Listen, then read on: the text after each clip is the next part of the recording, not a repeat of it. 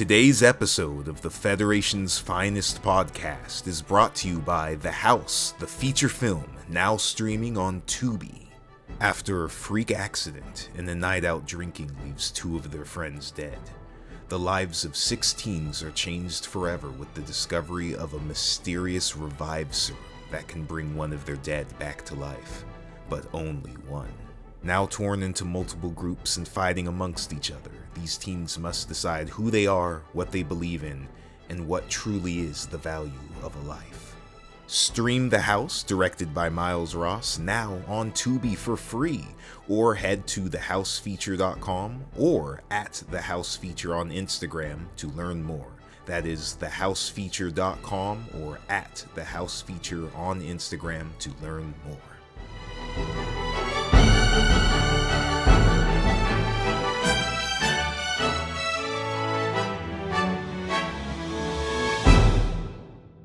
Hello, ladies, gentlemen, and everyone in between. Welcome to the Federation's Finest. Load up on guns, bring your friends. I'm your host, Miles. I'm a filmmaker from Seattle, but I'm also a big mecha fan. I grew up on Gurren Lagann. I'm currently watching through Gal Geiger and Pad Labor with my brother, but I'm a diehard Gundam fan at heart. With this show, I'm here to lead 3 Gundam newbies through the series and see if we can figure out what this giant robot thing is all about. I'll be covering this series in my own special order, emulating but not quite following the experience of discovering the show on Toonami or the internet in the early to mid 2000s. On today's episode, we're covering Gundam, the 8th MS Team, episodes 5 through 8. If you want to watch along with us, you should go watch those. Gentlemen, it is a pleasure having you here. Go ahead and introduce yourselves. I'm Tom, your resident rage baiter. I will continue butting my head against the brick wall that is Miles saying, "It'll be explained later," every time I have problems with the science in a kid show. I will not apologize for that. I am also a filmmaker. I'm from Anchorage, Alaska, and Titanfall is probably my biggest mech influence. So, very little Gundam knowledge. I guess it's my time. Name's Leo. I'm your local space cowboy. I'm fairly new to Gundam. However, giant robots have always been fucking fantastic. So I decided, what the hell, why not? And here I am. I'm, like I said, brand new to Gundam. So kind of just taking this like watching Sunday morning cartoons and learning about these giant robots and loving to watch Tom and Miles butt heads. It's great. We've been doing it for years. My name's Kenneth, or Kenny. I'm mostly familiar with the mecha genre, from Gundam Gundam to Evangelion to all sorts of other random ones. I do have some sort of knowledge in Gundam, but from all the other spin-offs like Gundam 00 is one I finished, and probably to IBO, but other than that, I'm pretty new. And I've had pretty good experience so far to being introduced into this series. Sweet. I mean, we made it to episode 2, right? Yeah, episode 2 and 8 episodes into your first Gundam series. How's everybody feeling? I cannot wait to ask Tom about these ships because, man... They did. They made one that I like. Sweet. Well, just some housekeeping real quick. I said that we would have episode 1 uploaded so y'all could review it by the time I got here. That is a lie. We did not. I did not edit it yet. Sorry, I had to go off and film a wedding. My cousin went and got married. No, I love him. I love you so much, Jalil and Shay. Congratulations to y'all on being wedded. So, I've been working on their wedding video, so that episode's not up quite yet. But in the meantime, we have a little bit of a new format. We're going to try to keep discussions under 2 hours. We usually record these a little bit later into the evening, and, you know, all of us got different bedtimes. I'm sometimes an early sleeper, so I get a little drowsy and not good for conversation by the end of these. But we're going to try our best here, and if discussion goes too long, I want things to be natural. If we go if we're really in the heat of a debate, you know, let's keep going, but I don't think we're going to be there yet, at least not with the 8th MS Team. There will certainly be things later.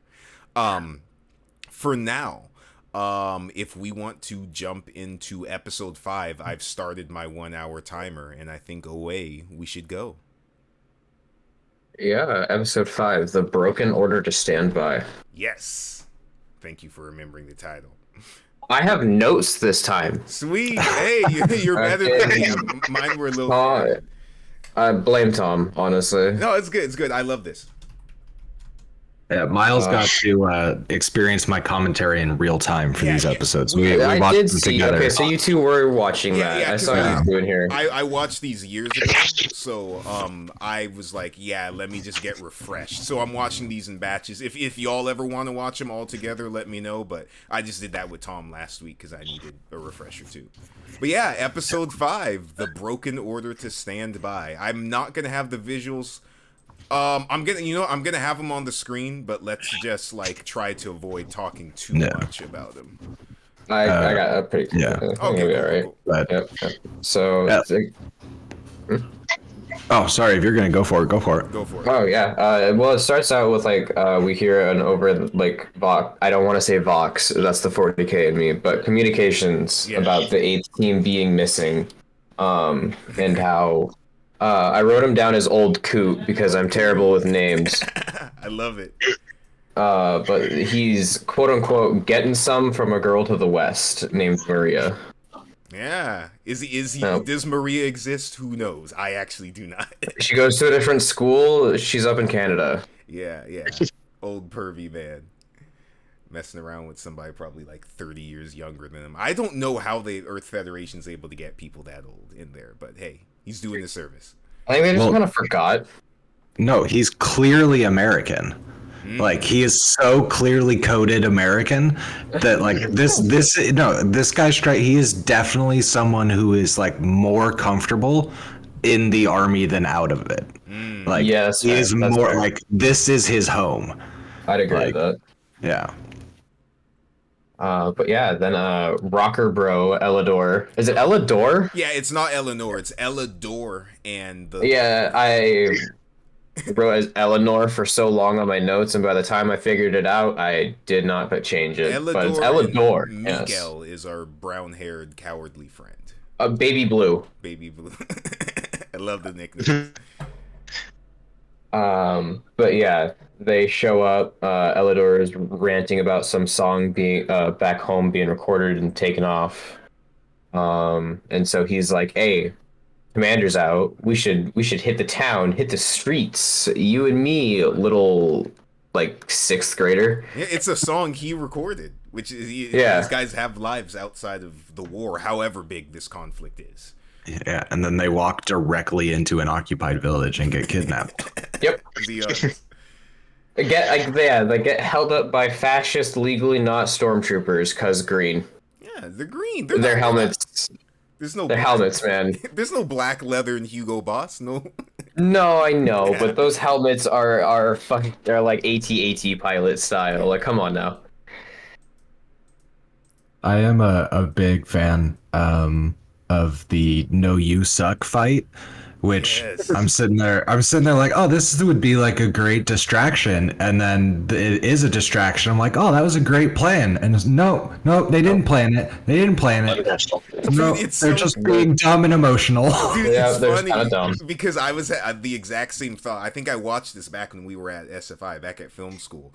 They have this big argument where they're taken into this detention center to be executed in the morning, and there's this one like French pencil mustache looking dude outside who's their guard. And he's a chill guy. He's just like, yeah, I'm sorry, it's my job. And then they start arguing, and the premise, maybe it's just me as an American, where we're like, oh, they're gonna do the thing where they're fake arguing, and then the guard's gonna open the door and they're gonna bonk them over the head, and it's like, no, they are legitimately fighting. They're legitimately like, and it was like it started as a moment of weakness too, because they were like all talking about how they didn't want to be in the war, they didn't want to be here, and then just fucking they just like turn on each other. It's like, man, if only there was someone to blame. And then they kind of looked at each other and went, you know, there is.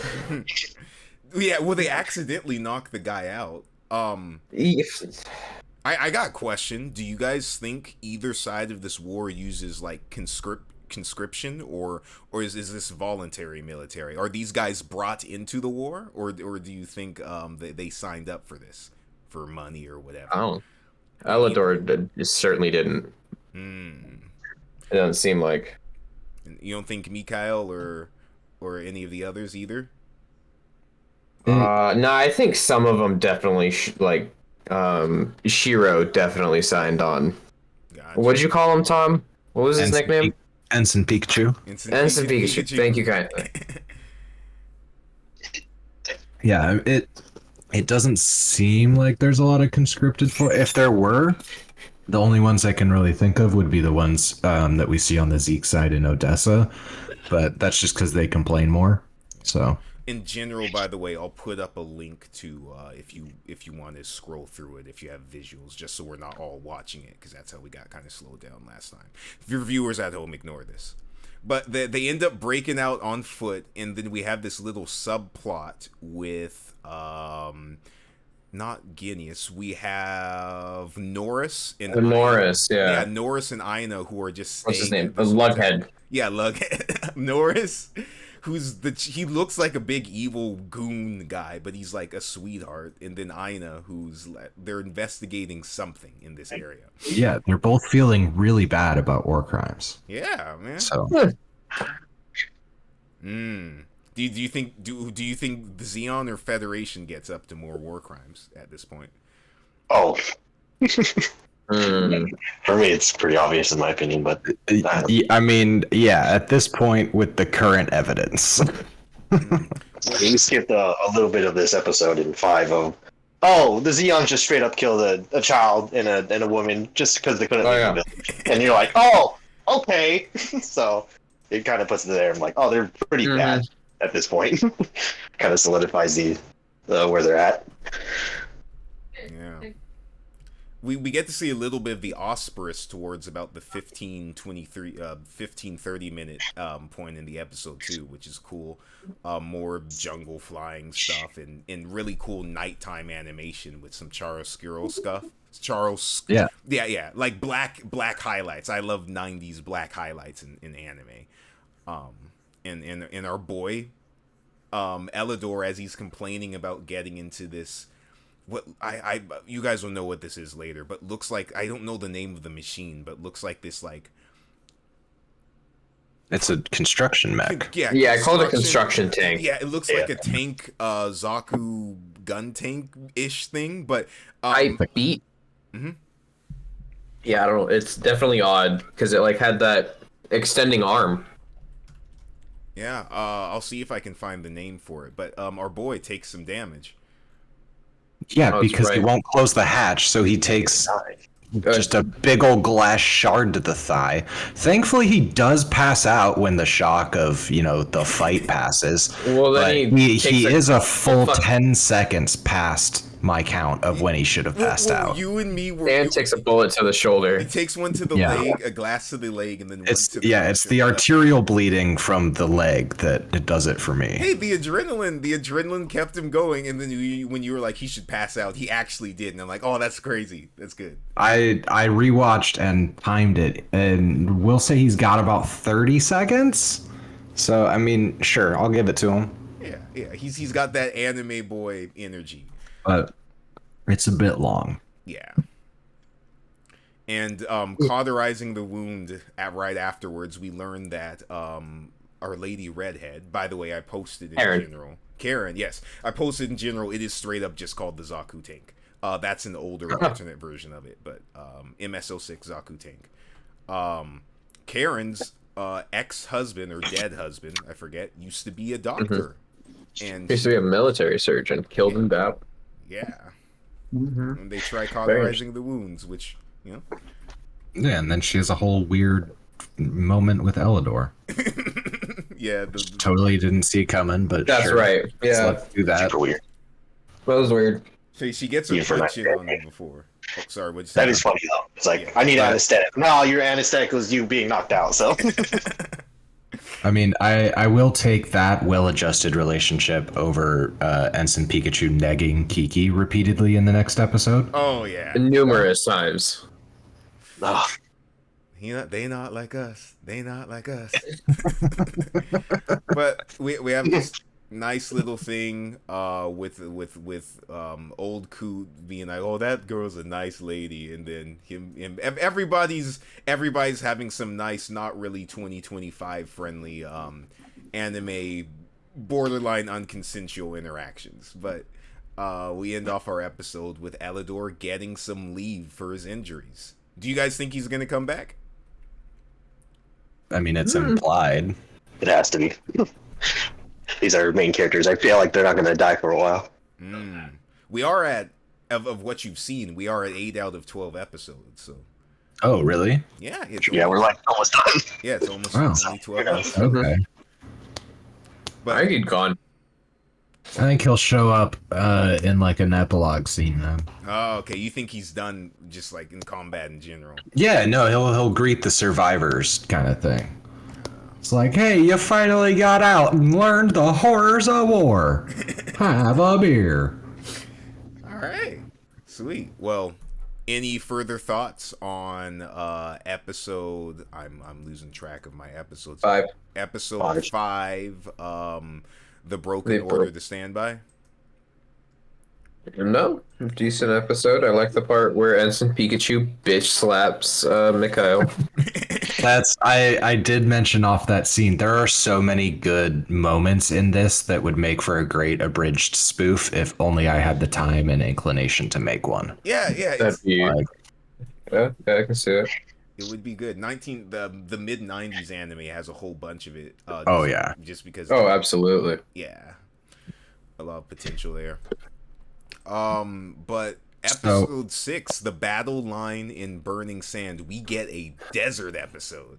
So, Miles, let's talk about sand and desert warfare. Sand and desert warfare. Let's go. Thankfully, it does immediately get choked up by sand, and they break down. So we have one mechanic maintaining 3 mobile suits and his own vehicle with hand tools in the desert with like jerry cans of water.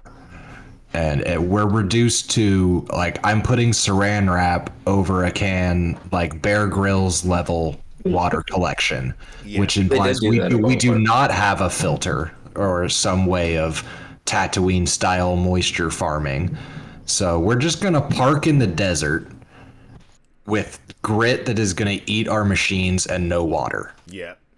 Yay! I do want to point out, and I'm going to be very specific with my information here. Just from what we looked at last time with our research with the Gundam ground type, which as always, if you hear ping in general, that's where I'm putting things in.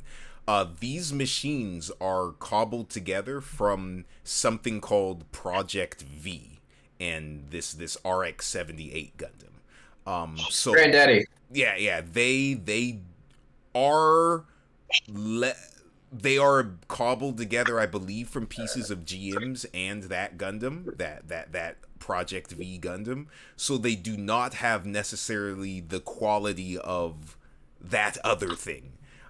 So that could be something you could attribute to why they're breaking down so easily in the desert. Because we do know these things do fight in space and have to deal with all the radiation and detritus from that. But it is a little silly that they only have one engineer repairing this thing, but Mikhail has no other thing to do besides driving. Well, I mean, it's an entire plot point for his arc. This episode is like, hey, why can't you do the job of 2 men? You suck. Yeah. Which brings up my point of he absolutely has something to do, and that's get caught up by this letter from Yeah, almost kill his commanding officer. Some girl who he knows back on side where are they from? Side 2. Let me make sure I get my sides right. And we also get to see Karen investigating this glass that is formed from a beam weapon in the canyon. Which they don't know what's up with that. But so their plan is balloons and a net. Mm-hmm. Yep. I mean, overall, I like the trap when it's sprung. Like, it's a solid trap. Yeah. I Personally, I want more Gundam in my Gundam and less Starlet run through the desert talking about our feelings. Oh, okay, you're looking for more of the action. See, Yeah. Yes, I want giant mech punches giant monster.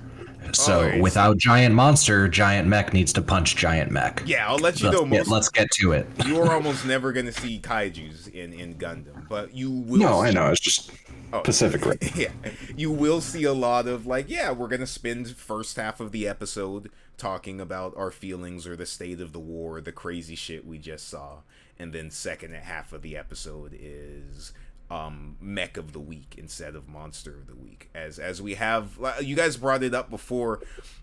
Again, different cultures and ages, and obviously I knew girls in high school that were, you know, dating dudes who were way too old for them. Is a little weird that Shiro is 23 having this sort of relationship with Kiki though, which starts off interpretively maybe like a cute like brother and sister bickering thing, but quickly becomes, yeah, this is weird, bro. You're putting a little, I know Aina's off screen, but you put in a little bit too much effort into play flirting with this teenager. Yeah, we can get into the whole relationship between him and Aina later. Yeah.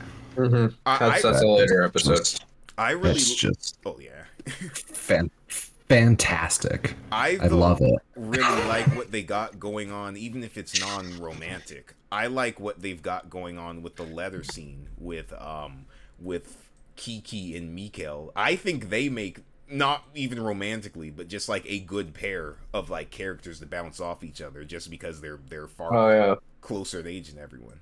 Yeah. Yeah. It was definitely. I mean, somebody had to console him, you know.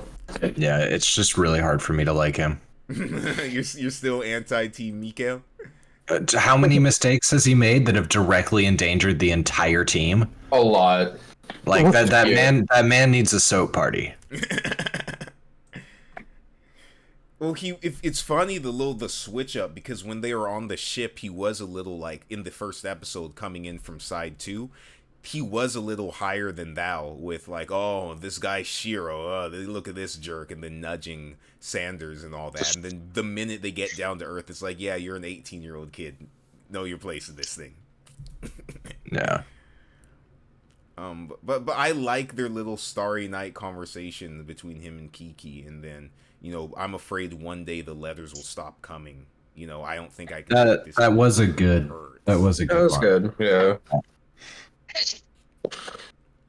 Do you think BB is gonna leave him?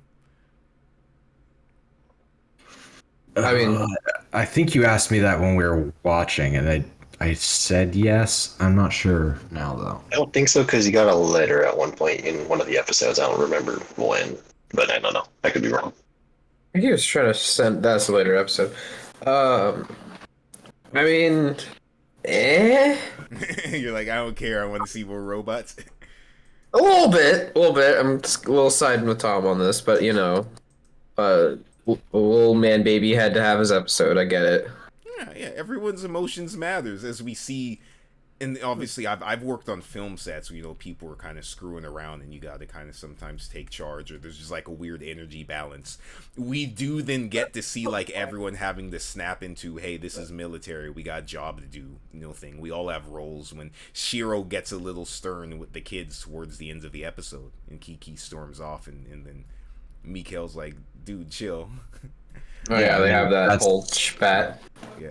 That's what happens on day 5 when you're out of water. Yeah.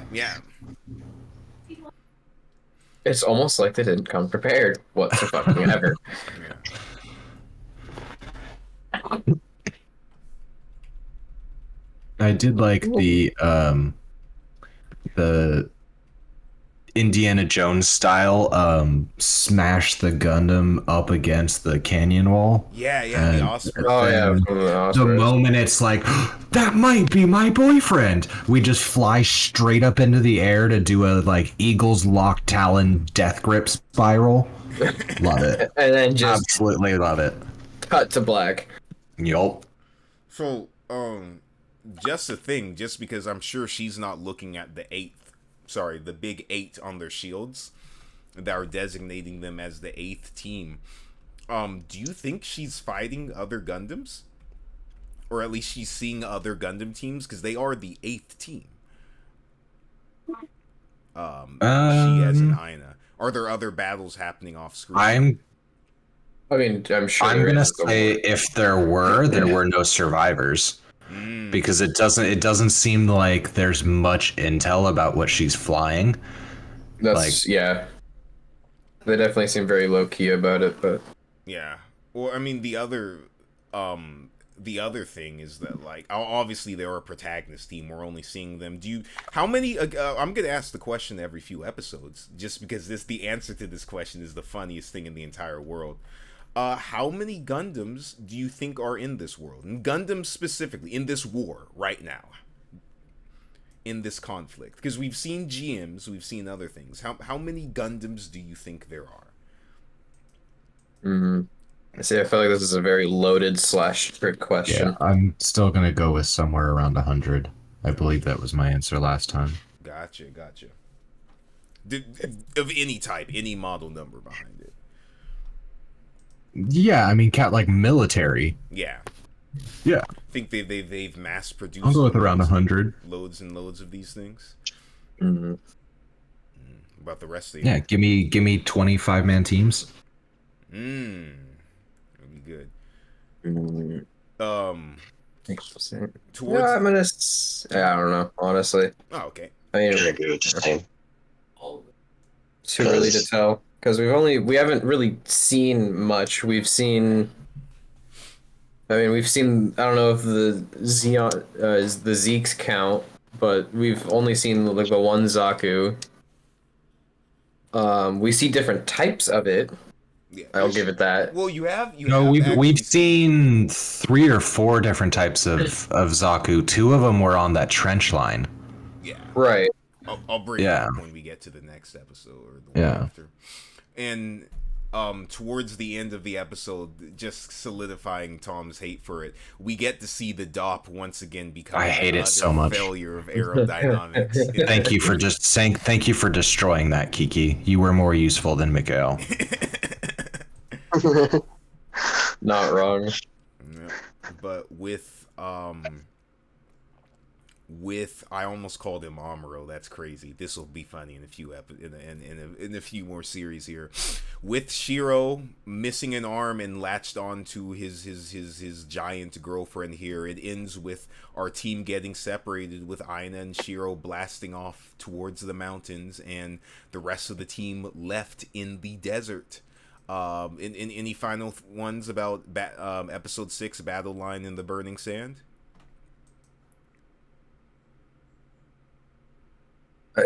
Nope. No. There was one thing midway through that just because I'm poking the bear, and I know Tom's been very nice this whole episode avoiding it, that I got to. We get another instance when they're testing out how they're gonna fight this thing, or just doing a battle test, where they Shiro goes into battle mode with his Gundam. They have a little RC plane equivalent here that Mikael ends up crashing, and they talk about raising balloons, and they talk about doing all these other things, and then they say broadcasting Minovsky particles. Yeah, I did write that down. That did catch my ear. The Minovsky particle broadcaster. Yes. Yeah, waving my sci-fi hands.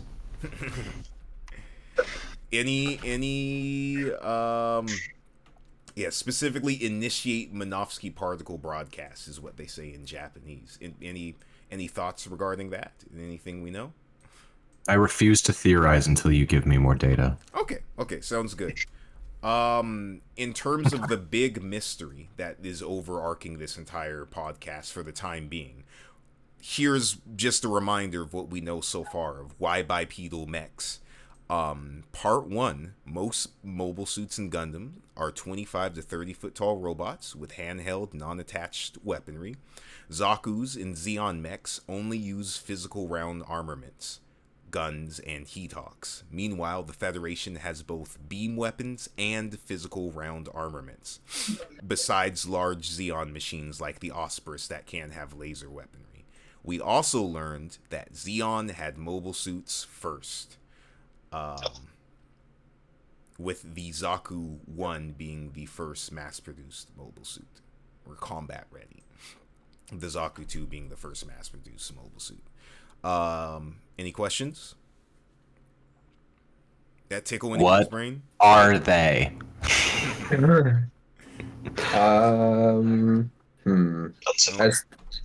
As to like what are Minovsky particles? Oh yeah, just any, if anything tickles your ears regarding This your brain. this definitely seems like this episode specifically definitely hints to me at least like their interference.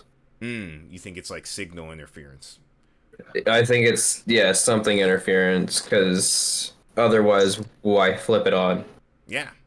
Unless it stops something that could be happening or should be happening. Well, we also just to go back a few seconds, we have this really cool. I'm gonna put the screenshot in general for y'all, as always, as we do this podcast. We have this really cool moment of Shiro once again using the targeting system on our little RC plane here as he's planning to shoot it, and we get to see how it kind of lines up and has to fire with its own targeting system.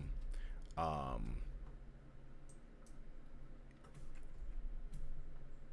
again, sorry, not trying to be annoying. I know we have dead air right now. I do like the camo cover that they have for it. Yeah. We've seen that a couple times, but like digging a hole for the entire Gundam at like Dedication. Yeah, that's even like using a Gundam to dig with Gundam hands. A Gundam-sized hole would be a Gundam-worthy effort. Yeah. Like, and we've already seen they at least these ground type RX-79s have trouble in mud and desert to some extent.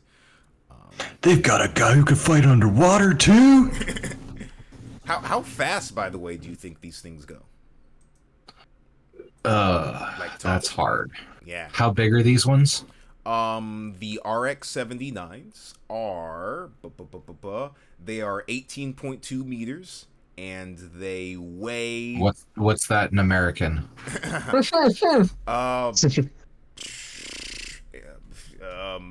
25 feet, let's say that. 25 feet, and they weigh 73 metric tons at most. Empty weight 52.8 metric tons. I'll give you a solid 10 to 15 miles an hour.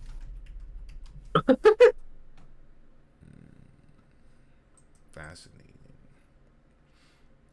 I may have been off with that feet height measurement. Oh well. Oh yeah, head height is 18 meters. All right. Well, do we have any last thoughts with episode was this 6? 6 battle line in the burning sand, halfway through what we're doing here tonight? For Miles, did you understand that French letter? Was that letter in French? Oh, the letter? Yeah, that was not in English. I tried reading that shit. Oh, was it on screen at some point?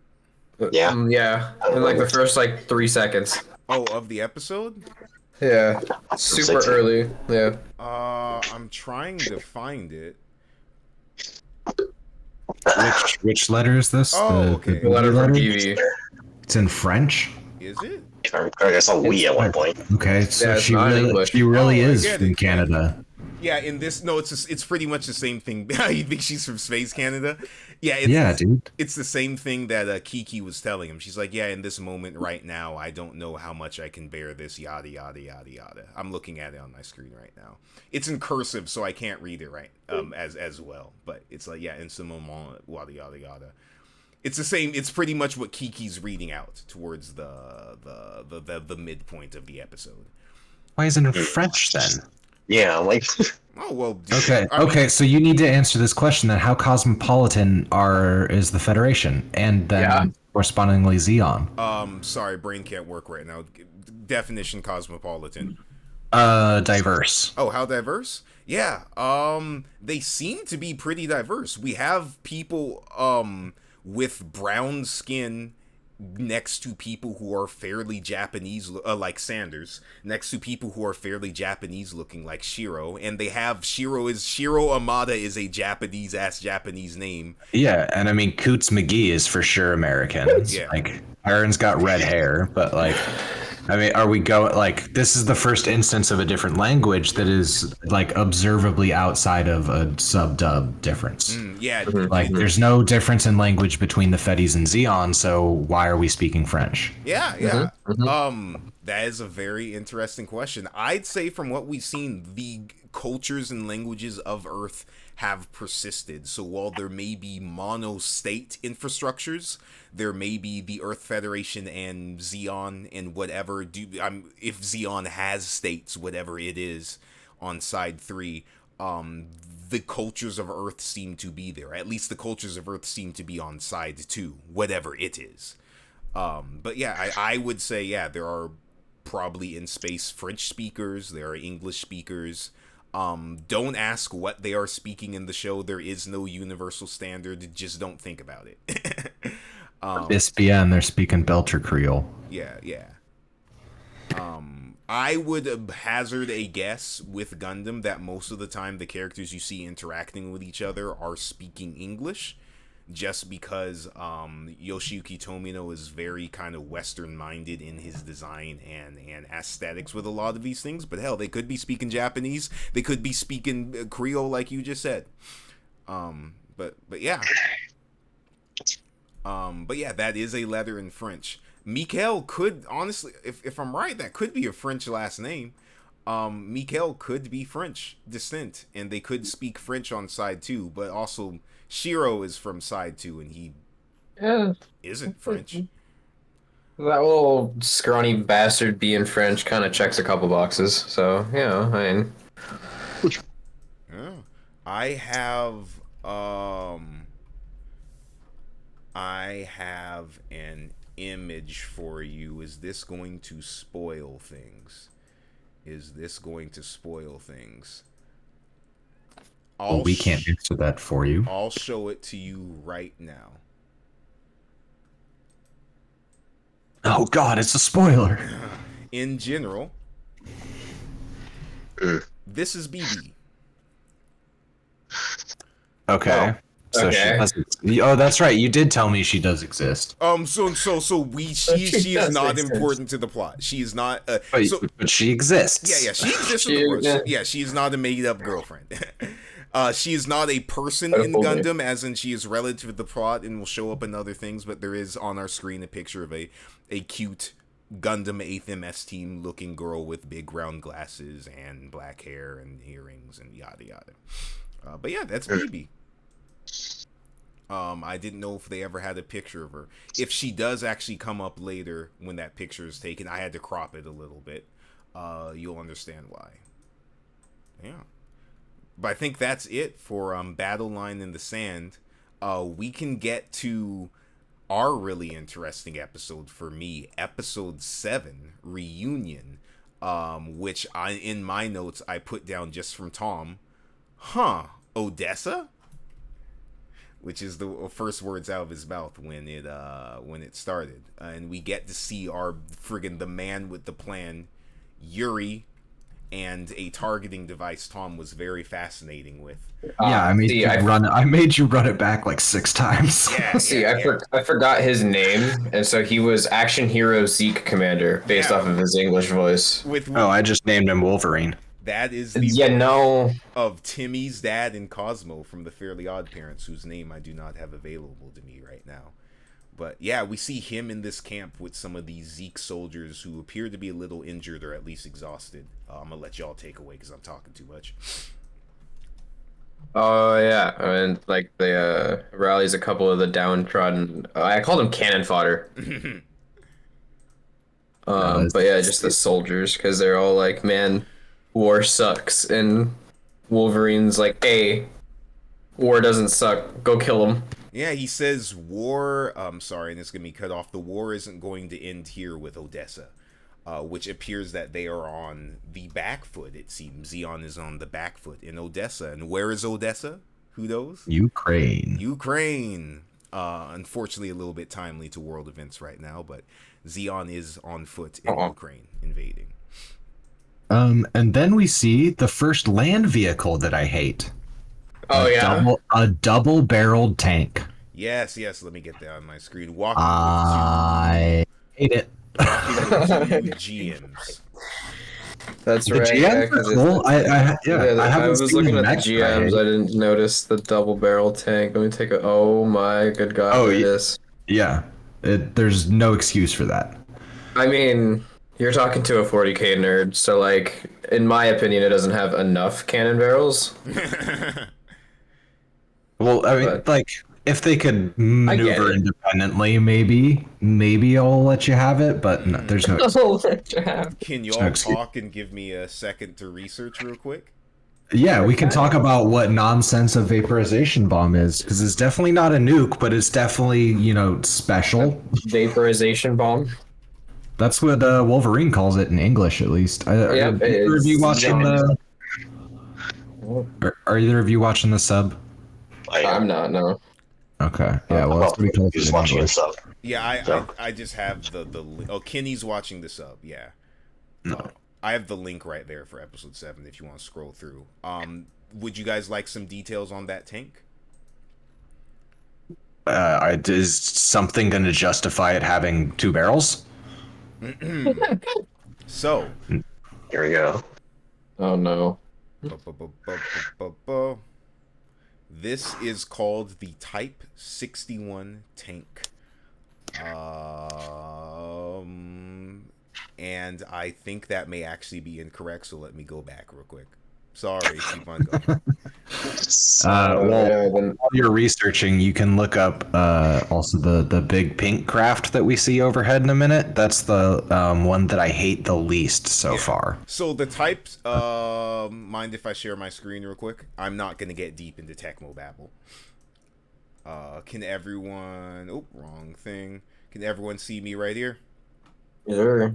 Yeah, so the Type 61 tank, which it was distributed from, was used way back in 0061, which is quite a bit before our modern year of 0079. The newer version that you see in the 8th MS team and most of Gundam is the M61A5 MBT tank, which, if you notice, all of their machines have 2 barrels in the front. Rather than 1. Here it is in something called MS Igloo that you don't know, and then that initial image is from the 8th MS team. Big thing about it is that it swapped out the predecessor's 155 millimeter cannons for a pair of 155 millimeter smoothbore cannons. 2 people, operator, gunner, and a driver. And Tom, for our thoughts about gun warfare here, despite these setbacks, the M6185's powerful engines allowed it to keep up with a Zaku's walking speed. So, there is a point against Miles for why not bipedal robots. This tank at least can keep up with a Zaku walking on the ground. You know what else can keep up with a Zaku? Mm-hmm. An F-35 Joint Strike Fighter. Think so. Bunch of different millimeter armaments on this page. None of them making any actual sense. Yeah. This question still goes unanswered. I think they make sense. Big thing. No, it's literally the only thing that can justify having 2 barrels like that on a tank is fuck you, it's cool. I think that is it for the most rule of cool with some things. It's a bunch of stuff.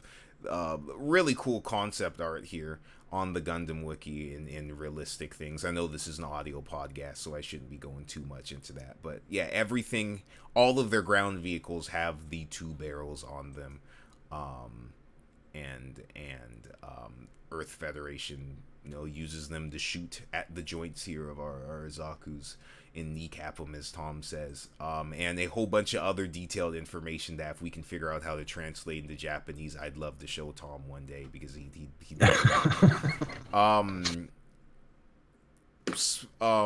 just big history. They were mostly deployed in Europe and North America, so that's part of the reason you do not see them in the 8th MS team's main combat theater here. This Battle of Odessa is where they were mostly at. All right, turning off my screen. Any more thoughts as we continue on and Genius gets into the show? Oh, you said there's an air vehicle you hate, the big pink one. The big pink one is the one I hate the least so far. But the stupid fish boat. There we go. Yeah. See, I got something in my notes saying here. I got to remember to ask Tom his thoughts on the sub designs. So yeah, I'll let you know. It's like, what if Black Manta's like Manta sub was a hydrofoil? So it's so stupid. The big boat's name is the Dodai, which we'll get to later because I prepared my research for that. I do not actually have the name of the sub. I do have here on screen. Sorry, I could research it, but I'm gonna be lazy just because we got time and stuff. There are 2 new mobile suits you've never seen before, and they actually are 2 different ones despite their colors being similar. We've got that big boy right there, which you are not getting the name of yet. What do you think of him? There was a dude missing an arm too, wasn't he? Or was that the same model? Different one. This one has bigger arms and a bigger torso. As Yurik and his little mistress here is wrapping a coat around his shoulder, and we get our big little boy, which is a mech with like baby looking proportions but a similar color scheme, walking in at about the 3 minute and 6 minute mark. What do you think of that? Let's go with deep water operations. Yeah, that's what That's your mobile suit. You think that is an amphibious suit? Yeah. I think it's designed for prolonged use underwater. I don't know. Yeah, just spitballing, man. Given those fan-looking things on its back, I agree with that. You know that. If I am right, Tom, our ship that you are seeing here that you don't like is one of these. Not a lot of information on it. You feel free, you can look at that page. There's no spoilers on that one. Yeah, I'm not a huge fan of that. I mean, it's not the worst. I do kind of like the raised command bridge Star Wars style. That'd be cool in space. It's got big old like a fan boat butt, and then like a little platypus face. Like that'd be cool as like a purpose-built boat. But the implication here is that it's an aircraft. So I'm not wild about it. They are submarines. It is called the Yukon class submarine. Mainly. Okay, I'll take that as a submarine. Its stealth capability would be absolutely horrible. You'd find that thing on the other side of the planet, but I'll buy it as a submarine. Can I give you a little bit of something since y'all have been very good this episode in not fighting with me too much? I'm kidding. A little piece of history here with that submarine with the Yukon class, which I didn't know till right now. Oh, a Juno class. Oh, Jukon. J-U. No, but it says right there, based on the Juno class. Yep. We'll slice a home, man. History. Should I be reading this freely? Feel free. You can scroll through. That I'll let you know. I'll let you know when not to look at. Just that one's fine. That one's fine. History. These vessels were originally constructed by the Earth Federation forces as the Juno class before being captured by Zeon forces that invaded Earth. Invaded. Fascist. Evil. So I was right. It was to carry specially developed amphibious mobile suits. You'll see more of it later. There's not a lot of spoilers on that page, so. All right, I'll buy that as a submarine. I hate that less than I did before. But your stupid manta hydrofoil is that one's fucking great. because we all know the best aerodynamic shape is, you know, like a lily pad pointed like flat end towards the water, not a, you know, fish torpedo shape. Yeah, I cannot find the name of that machine. Forgive me. I don't need it to hate on it.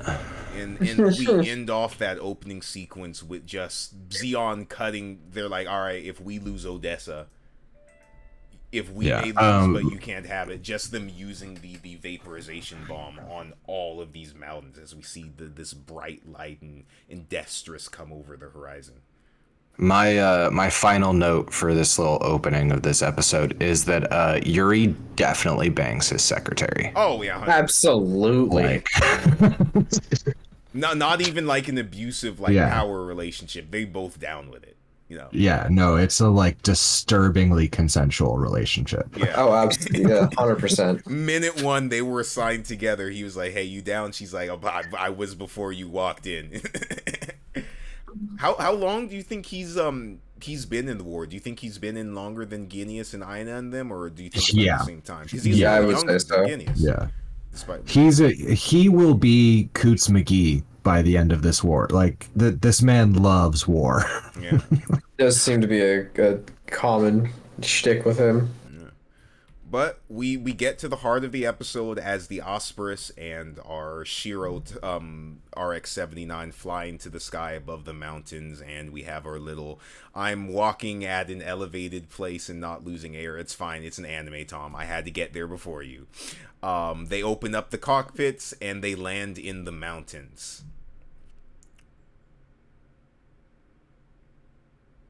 Yep, and then like a dumbass, Ensign Pikachu's just like, my vessel's lost power. Time to leave. Well, she gives him some pieces. It looks like some transistors and things from inside her suit. I guess she must have. I don't think she took them out of the Osprey like control board. She must have just had some spare parts in a little cupboard or something, and then gave it to Shiro. She gives him some electronic Mechanics to repair a broken arm. About chalks it up. Yeah, I think maybe just some internals got damaged when they slammed into the damn side of the mountain. But she hands him a handful of glip glorps and doodads. Your random bullshit scrap. Yep. And they both land in the mountains in a maneuver that is very dangerous, but somehow they survive. And Shiro somehow does not get frostbite. No, he does get frostbite, and then they heat up water and dunk his frostbitten hands directly in heated water, like boiling water. Boiling hot water, yep. Before that. I love it. Yeah. We get a little cutaway with Guineas in Packard, and Guineas does not seem too concerned about his sister. They're just like, oh yeah, go into the mountains. Sorry, Norse. And fine. Yeah, he forgot his meds once and started becoming a raging mad scientist dickhead. Yeah, that's right. This man crashes out.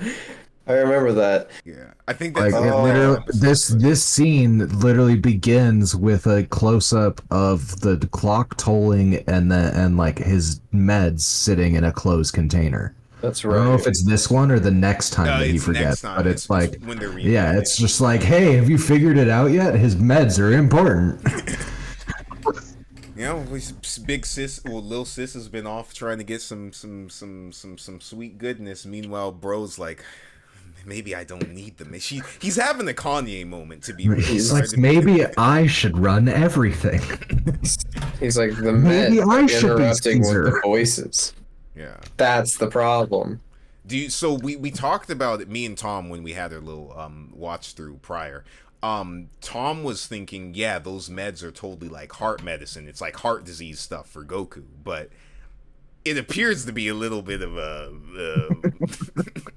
antipsychotic. Yeah. Do any of y'all? I know none of us are doctors, and mental health is a very sensitive thing. I don't want to make light of it. But as he is having his big Kanye West evil personality moment here. Do you have a diagnosis, you think, for what Guineas could have, if he has anything? Bad shit. It Just crazy. yeah, so when we see him the second time, it's more kind of clear how, like, it's definitely a, like, ego thing. I don't know the correct word. Like, whatever term I use diagnosis wise is going to be incorrect. I have learned that from talking about stuff like this with my brother. Yeah.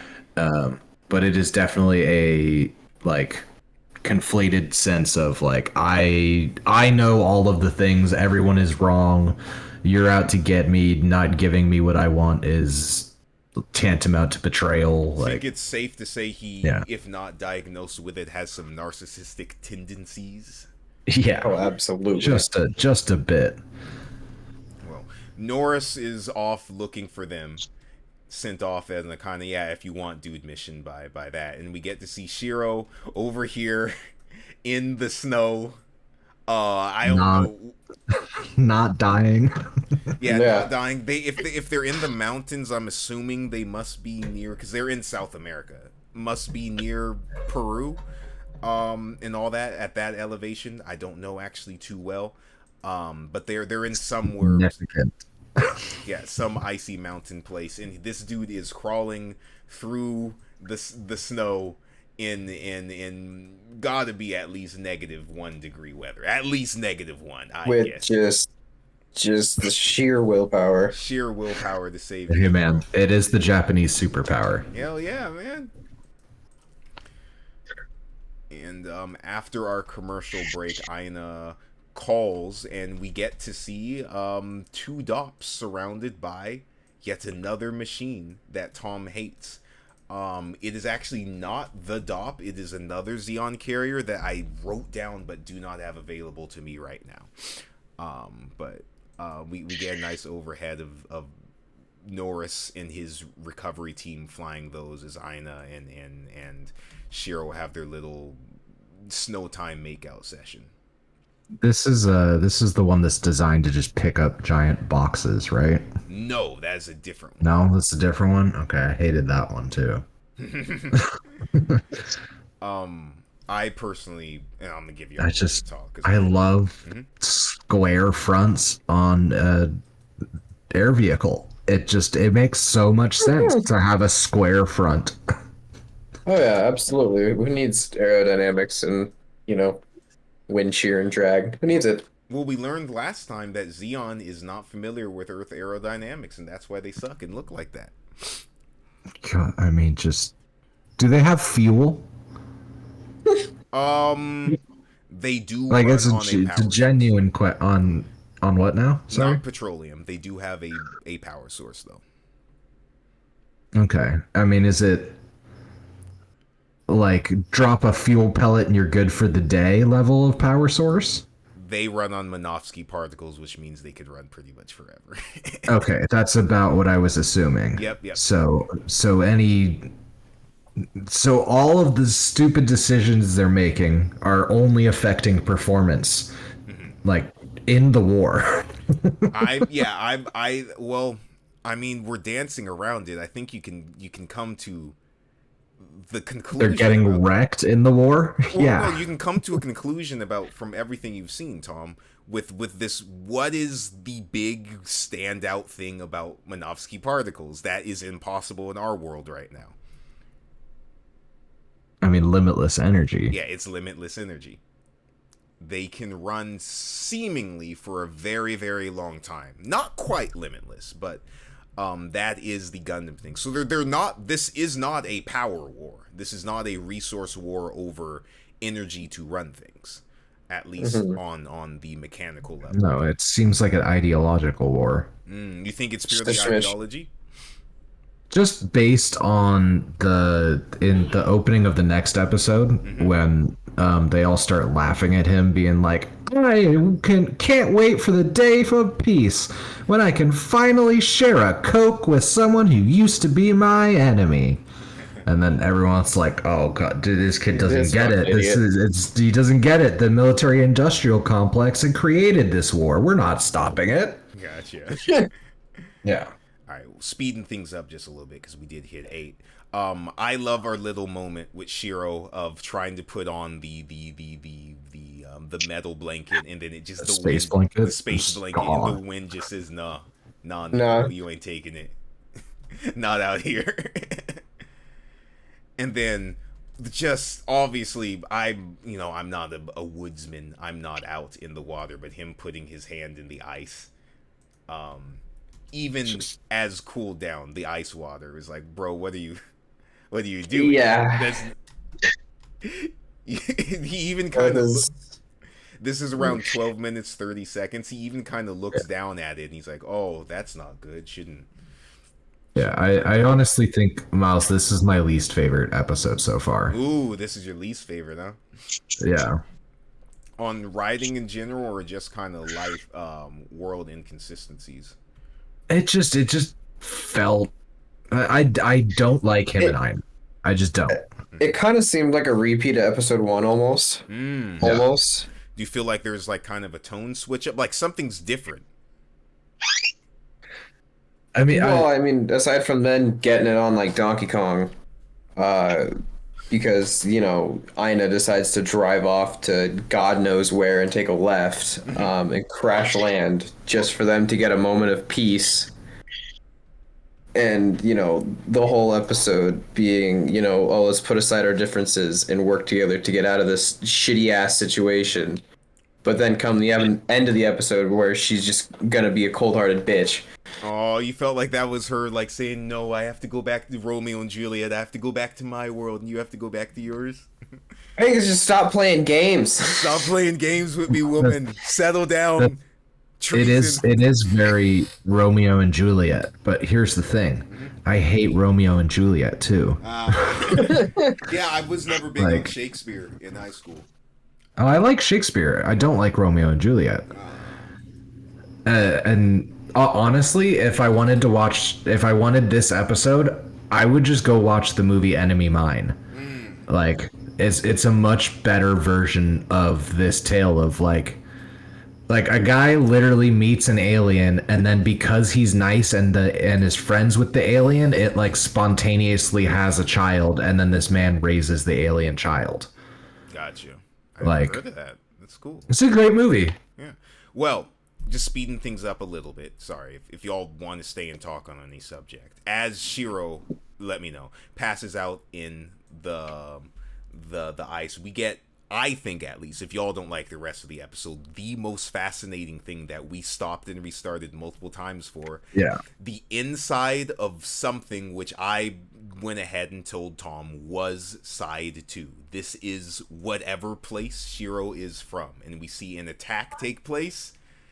And we see some things happen with a Zaku 1, the original Zaku that we actually see a little bit in the next episode in this air arena, firing off an attack towards a city that turns out to be a gas attack. Any thoughts here?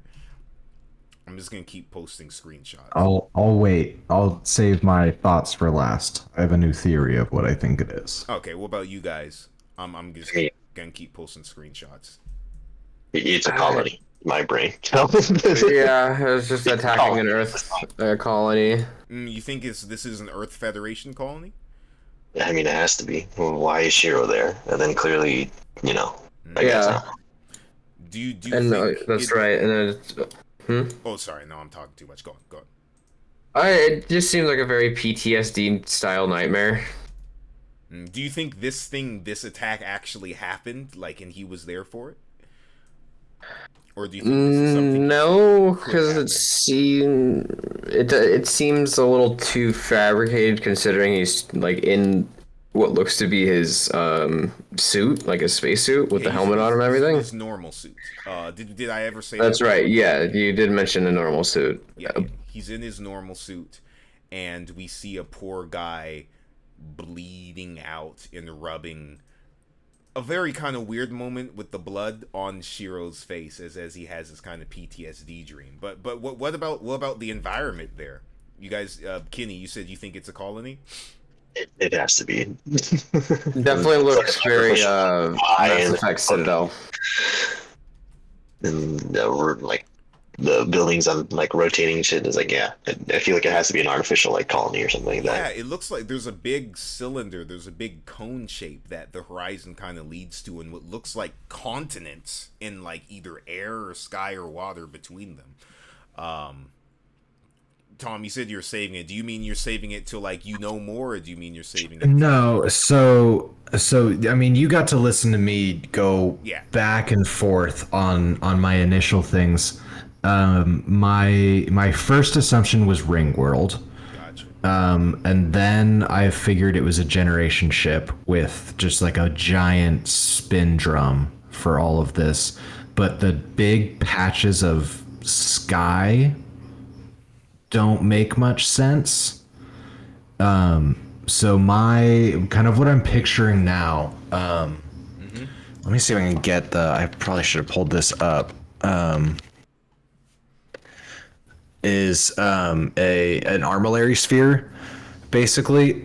So like I'm picturing like some kind of giant reactor or pseudo sun core that then several of these bands are kind of orbiting around, and each one of these bands would be a different side, but they're all basically the same structure.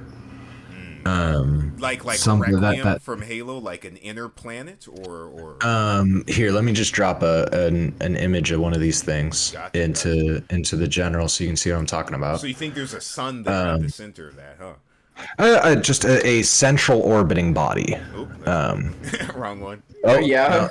Oh, that is We are getting close there, but that is Dave Chappelle. That is the armillary sphere. Okay. So that's so they're all on. I'm picturing them on those kinds of bands that are all kind of rotating complexly around each other. But that would just like just for the cool factor. I'm still leaning more towards some kind of giant spin drum. Just with kind of like a false sky projected onto part of it, but we're going off of like me zooming in on and telling Miles like go back half a second level stuff. Well, yeah, even to if get you- like 6 different screenshots. Enhanced. Enhanced. Despite how you feel about this episode, this whole little minute-long sequence inside Side 2 here is very fascinating. Primarily of which being whatever the heck this gas attack is. Do you think this gas attack is any relevance, or do you think Xeon regularly does terrorist like gas attacks, like September 11th like style stuff, or Japan like 1995 like chemical subway attack stuff, or do you think? No, I think it works really well in a closed environment system. So if you pop into the enemy's HAB module and pop a bunch of gas rounds, you got everybody. Yeah. like especially if you take control of the environmental systems first, so they can't lock down. You like now you just gas through the vents. You're done. Gotcha. And now, do you think there are, because you mentioned sides when you said it, these things are called sides. Do you think Side 2 is just that central landmass that they're on right now, and then the other ones you see there on the side there is Side 3 or Side 1 or whatever, or do you think the whole thing is Side 2? Or what do you think? No, I'm thinking the individual bands are sides. Like the entire, like you could count the core and all the bands moving with it as as like this is the hub, and then this is Side 1, Side 2, Side 3 of the hub. Now, we do have to remember Xeon is from Side 3 though. Yes. Yes. So you think they're just over there on one of those other bands? I mean, again, I'm going off of like 6 screenshots, and I'm still leaning towards Spin Drum. Gotcha. Which it's a circle, so welcome to Flatland. You have all the sides you want. Of course. Well, the Earth is flat, Tom. If nobody has, if you guys haven't read, big digression, but if you guys haven't read Flatland, it's a very fun exploration of what would life be like in a 2-dimensional world. So, good times. Flat Earth, their joke was a joke for viewers at home. I'm no member of the Flat Earth Council. Also, for Gundam viewers at home, please do not spoil things in the comments. Let these boys have fun. You can have discussions down there, but we will be getting to episode 1 of original Gundam soon. Oh, I could put my tinfoil hat on if you want. Oh, feel free. Go on. Oh, side 2 is a whole other dimension. Minovsky particles, the reason that you have those double reticles in that stupid telescope thing is because Minovsky particles are moderating the slit between dimensions. So you need to be able to target Zeeks because they're from another dimension. You have to be able to like calibrate your Minovsky particle to their Minovsky particle, match your vibrations and all that nonsense. Like, you could shoot that same spot in your reality, but if we're overlapping the two sides, you have to use your targeting computer. They're like limbo clones from Naruto. You can't directly interface. Yeah, dude, that like I can put my tinfoil hat on and we can go down some rabbit holes. That was quite. You've given me so little data that I can make any theory fit. Whatever bad shit. Time. Yeah. Gotcha. All right. Well, I love it. That's Keep it up. good. But we get the rest of this episode here with Shiro and makeshift blonde girlfriend, which I have now dumped Kiki for, thank God. Having their little cutesy date where they get. He was never into Kiki though. Oh, he was never into Kiki. He was into like. He's just into negging her. Yeah, negging her. He's like, you're really mature for your age. Yeah, and all that. But these two clearly have a little spark going on between them as they hug. Little. Oh yeah. Well, I mean, the theory, we will never know, but there's a theory that they had sex off screen during this episode. Oh, they 100%. Yeah, Oh, this is the obligatory like anime onsen scene. They absolutely banged off. Yeah, no, I have it wrote down. They proceed to get it on like Donkey Kong. That is the narrative. You cannot change my mind. I will be dying on this hill. Thank you kindly. You think they, as Guineas is off having his I'm my sister forgot to remind me to take my pills mental breakdown, that Aina and Shiro are off shagging in the snow? Oh, absolutely. Yes. Once he, Yes. I like that screenshot that you posted of the portrait, because he thought the entire time that was her boyfriend. So the second that he was like, "Oh, that's your brother," oh yeah, clapping. Fascinating. And as his hands are bandaged up here and he's like, we need to recover them, we do get something which is fascinating to me. They also have a really nice conversation about Earth Federation and stuff that, unless you guys have thoughts on, we're gonna skip just because we still have one more episode and it's 8:13 right now. We have the moment I always think of when I think of Gundam, because we never see anything like this ever again, which is lowering the manipulators, that's what we call hands, on the mobile suit, turning the beam saber towards the ground, and then reaching in to turn a dial to heat the thing up, and we get to see the beam saber's color change from a bright beam to a lighter beam. And I have to ask, what do you think, because I keep saying beam, what do you think beam is? Do you think it's just plasma? Do you think it's something like what Kyber crystals in Star Wars, where it's like some tertiary energy that's not necessarily hot? What do you think beam is? Thermal. Nurgle? Did you say Nurgle? No, I said thermal. Thermal. Oh, I thought it was like, Warhammer. Oh. No, not Nurgle. No, if anything, beam technology would probably be some Zinch bullshit, but that's neither here nor there. We know. So yeah, I think it might be thermal energy. You think it's thermal energy? We know Zeons have a pretty good lock on it with their heat hawks, which do clash with Gundam blades. But right, which what helps me support said theory of thermal energy, especially turning it down to like that and turning it from that bright color of white to that amber red. Yeah. Yeah, and he says even on its lowest setting, it packs quite the wall up, and they have this nice little onsen made. Do you think, just me personally, because I don't like being, I scorched my back when I was a kid and had a really nasty burn mark that's somehow gone now, but I had it forever. I would be terrified to be next to a beam saber to any degree, even on its lowest setting right there. But they get into the water all fine and good and have their nice little. My hands are on pins and needles, which I shouldn't be doing. Yeah, and then obviously Ina comes in and just like immediately takes opportunity advantage. Where does it? Hold on, I have it here. No. Oh, yeah. No. They don't waste any time, as Shiro suggests, taking advantage of the hot springs they made. And then they have this really weird moment where Shiro calls her a doll, and she completely freaks the fuck out. Has a weird flashback to her brother making a weird request, suggesting he's crippled. Yes. And well, we get to see her as a kid running, and then we get to see a very fascinating building in the background of them in some garden somewhere, and then there's that behind them, which looks like a sword to me, but it's a building. I don't want no Miles. Legally not Castlevania. Yeah. No. Gundamvania. That's what I'm calling it until proven otherwise. Gundamvania.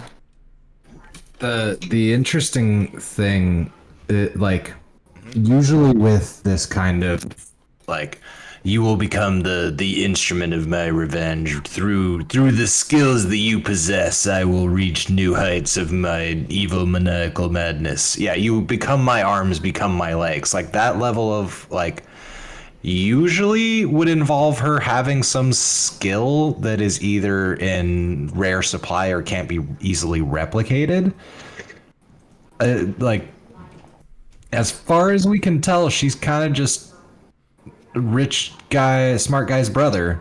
Sure, she's a great pilot, but we haven't seen a lot to really say that piloting a mobile suit is not a teachable skill. Yeah, well, early on we do get the moment when Elidor's like, "Yeah, I'm not getting in the mobile suit. I don't know how to pilot one." Yeah, but then Trigger Happy Trevor jumps in one because he'd be a bigger danger in the support truck. Yeah, I'd say unless Ina has some sort of superpowers or something, maybe it's just that the Osprey is just really hard to wield. I don't know. Yeah, it's lies you tell. I found it weird that we were getting this level of vicarious obsession with your life that didn't require some kind of genetic marker induced power, or definitely something to set her different from the rest. She's drift compatible. I don't know, man. She's different type or something. Yeah. Wait, well, they have their nice moment. I'm not a doll, and then Shiro and Ina proceeds to ravage each other like feral bunnies, and then we have our sad moment of we're together, but no, the war is separating us. War never changes. War never changes. Yeah. You know what else doesn't change? What? Me hating every aircraft in this show because I hate the Fetty plane too. Yeah. So we get a shot of a Federation plane. Keep talking, by the way, because I'm big square turtle shell fuselage. It at least has a proper nose. Never mind, not a proper nose cone. An approximation of a proper nose cone.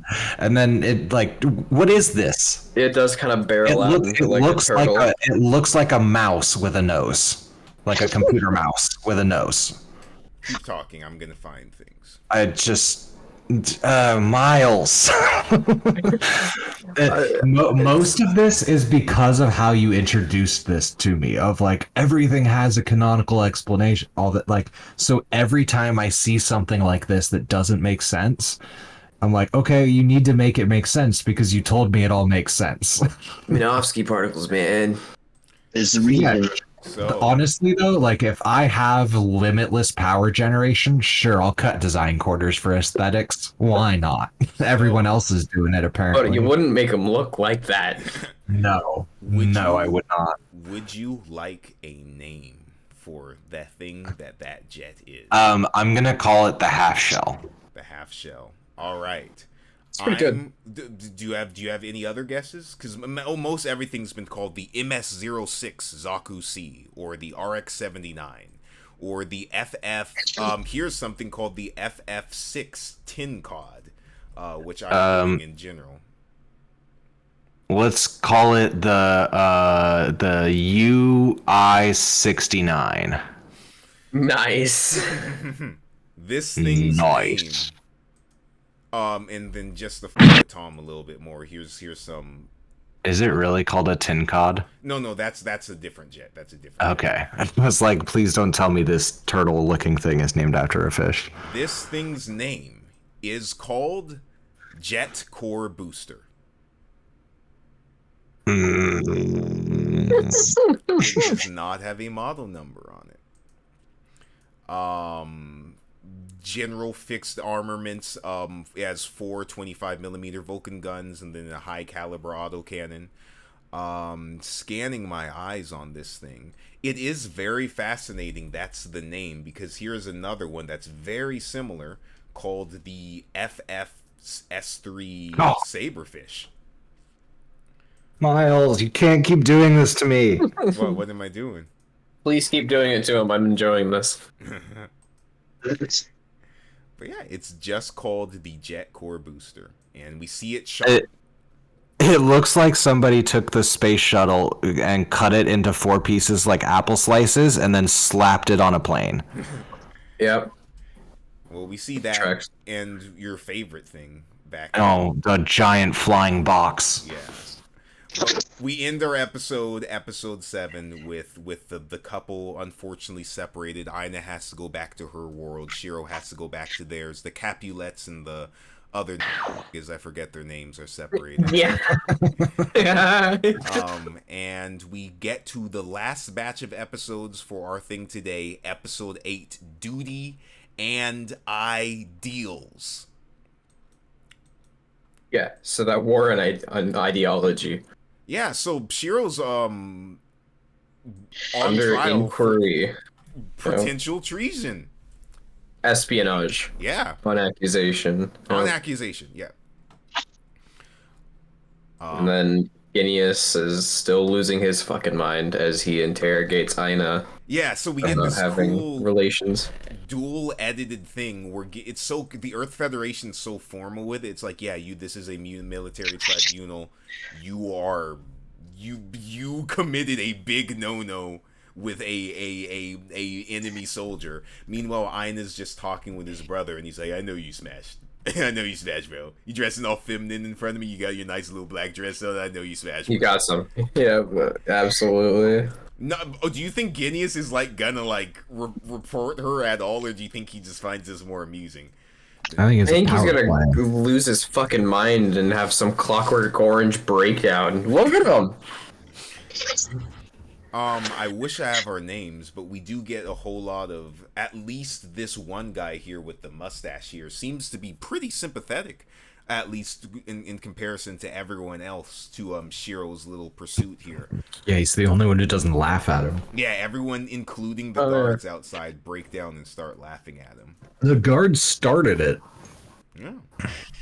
But he's confined to his personal quarters as we get to see this little side of it with a Zaku team, which I brought it up on the last episode of this podcast, not of the show. Swamp Coup. Early, we get to see our, not first, but our second shot of a Zaku 1 commander type, which, as Tom said when we were watching it, yes, has a giant antenna on the front to designate that it's a commander, something we stopped doing during World War II. And 2 Zaku. For really good reason. And it is piloted by a lady. Commander Ta. Yes, I think that was her name. Commander Ta. Top. Oh, see, I thought it was Ta, so I wrote TAA, but top makes sense too, I guess. There's some differences in the dub with the Osprus Ops listing we already talked about. But yeah, Commander Top. Yeah. And I liked her. She's the first genocidal uber fascist Zeke we've met. Yeah. Whoa. Then, she has a team member to compensate for that. Right afterwards, we meet Arth, who is Yup. a sex offender, and Dell, who's just trying Just to a get back fucking- to his son, who is trapped in his cockpit every single second. This is really the make the Zeeks sympathetic team, Episode. and it worked. Honestly. Yeah, it's the Team Rocket of the Zeeks. everyone but Arth is solid. But Arth is just a fucking criminal. But so here's the thing, though, is Arth did exactly his job, because when he picked Kiki up and kicked it all off, and that dude just put a RPG directly into his open cockpit, my first reaction is just, lol, get wrecked. Like, he did exactly what he was supposed to do. That's fair. Yeah. Like, from a narrative standpoint, he served his purpose. We can jump straight to the village because there is just a bit of padding, but we do get this terrifying moment in between the village sequence, which takes up the bulk of the episode, of Guineas shooting. Yuri calls in and is like, dude, what the hell are you doing, bro? And he's like, don't tell me what to do, Dad. I am God. And he shoots the screen multiple times, and then his sister's Way like, too many times for that gun. chill, and he turns the revolver on his own sister. Yeah. I mean, See- at that point, the gun was empty, and we should, for all intents and purposes, believe that he knew it was empty. But he- however, Yeah. comma space. Yeah. Points and clicks.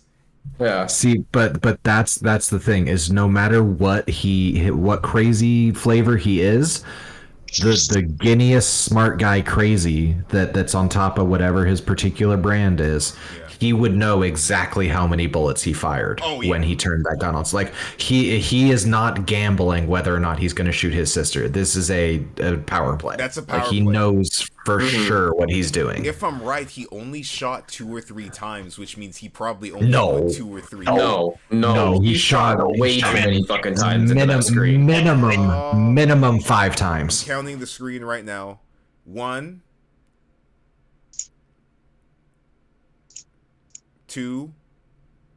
Some of them are only audible, I think, too. But Okay, yeah, I'm not gonna count. Okay, at least 3 more. But yeah, he mag dumps. Yeah, he airs that thing out. It's not can't be a mag dump. There's no mag. However, comma space. Yeah. Emptied that thing. Which was so funny into that screen, because it's like the first shot didn't enough. I also love that we still have like old school revolvers. Yeah. I'm assuming this far into the future. Yeah, it makes it seem like it's not super far into the future, but it is at least 79 years into whatever this new century is. Just the thought for me too, there's no indication that screen was like a two-way camera thing. That was just a screen. Yuri may just be able to still see that whole thing. And he's like, what the hell is going on there, bro? Shoots the screen, forgets to hit the camera. Yeah, well, we can't see the camera. I'm That's assuming true. the camera's still on, and he never ended the video call. And after this scene, Guineas like goes off like a Joker, laughing to himself in the hallway, and then Ina just hears like, "Hey, can you end the call?" I'm sorry, you're still on call. He didn't hang up. That's what I'm telling you, is there are so many good abridged options. in this Yes. show. Hey man, by the time we're done with Gundam, that may be something you could pursue. But Yeah. it's keeping it moving. Got 30 minutes left. Oh, he does shoot 6 shots. Oh, it is 6? Okay, hey, smarter than me. He did empty all the rounds. We go to the village. I'm not gonna think too hard of why Kiki's wearing a rice hat in South America. We'll That's just say, another rice, duh. yeah. Well, I mean, the guy next to her looks distinctly Asian, and they're working in a field here. So I'm just gonna say they have a lot of transplants from East Asia, the way there are apparently French transplants in space inside 6. She just took it from him. Thanks for that, Miles. Keep slipping information to me. Hey, side 2 can be in space. I don't. You had your dimensional theory, but we'll just say side 2 and 3 are in space. We'll confirm that. But yeah, the Zaku team goes to the village and they're like, "Hey, we are showing up non-lethally, hands in the air. We're just here for some food, guys." As Top leads the charge and Arth and Dell are just kind of following behind. again, feel so bad for Dell because every single shot we see of him in this sequence, he's like I can't. He never says, "I think I can't wait to get back home to my son," but his son is framed right next to his face every 2 seconds.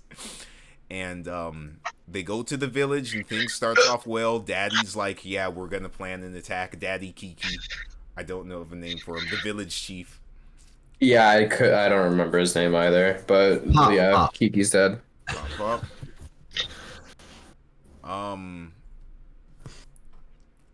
Any thoughts from y'all in this little village sequence here? As Arth becomes villain of the week. Yeah, just don't pop your cockpit like that, man. Well, the Don't do that. first thing he does is he drops his friggin' he drops. Oh his yeah, he guitar. drops his rifle almost on a little girl. Well, it was I forgot about Right, that. yeah. They're like, "Hey, Tops's drop your weapons," and he's like, Oh, yeah, sure, he dude, hot. push Just it follow forward." orders. Yeah, gonna watch this for you, the split. Basically. Really though, like they seem to be on a race to see who can commit the most war crimes. The Feddies, at the very least, the Feddies seem to have. Do you think it's a superiority complex to Earthlings? Yes.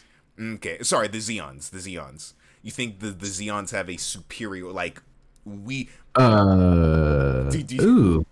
I was talking about the Feddies feel they're superior to. Oh, okay. You think the to- Feddies are superior to Zeons? The Feddies are definitely striking me as like I take the moral high ground, no matter like, even when I'm definitely wrong, I'm gonna try to convince you that I'm in the right and that I'm the good guy. Because how could I possibly be the bad guy? They have that vibe. Xeon has the vibe of like, we're not all bad, but we definitely give the really bad guy the job. Like we don't send him back to go back to training and try again. No, we just give him the job. Yeah. Like, If I mean not to get too political here, but if we are framing Zeons as more fascist and Feddies as more like democratic and institutionally but left wing looking, democratic in its own fucked up way. yeah, totally. Like, I was gonna say you do typically in just in terms of war and stuff, you do get the thing of like, oh yeah, why were so many like Nazi officers like fucked up monsters? It's because they weren't barring for good people the way other armies were. Not to say that the U.S. military or the French military or any of the Allied militaries were not also doing horrible war crimes. Canada during World War I, if you know why the Geneva Conventions exist. But just to say, Zeon seems, at least from a writing perspective, to have the most goons in it as our bad guys in this story.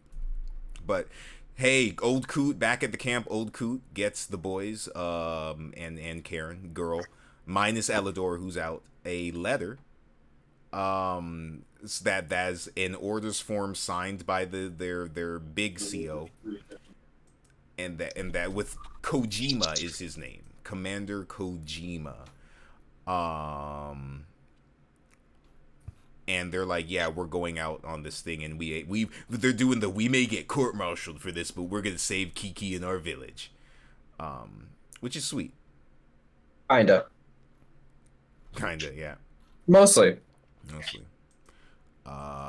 And they go off, and we have our big finale battle in which Pop Pop dies, unfortunately. That's why I said mostly. Yeah. Pop dies. He gets blasted. Him and the dude next to him, right as they're like, Oh, go ahead. right as they're like, hey, I think my daughter has the hots for that Pikachu looking fucker over there. And then, hey, that's getting really bright.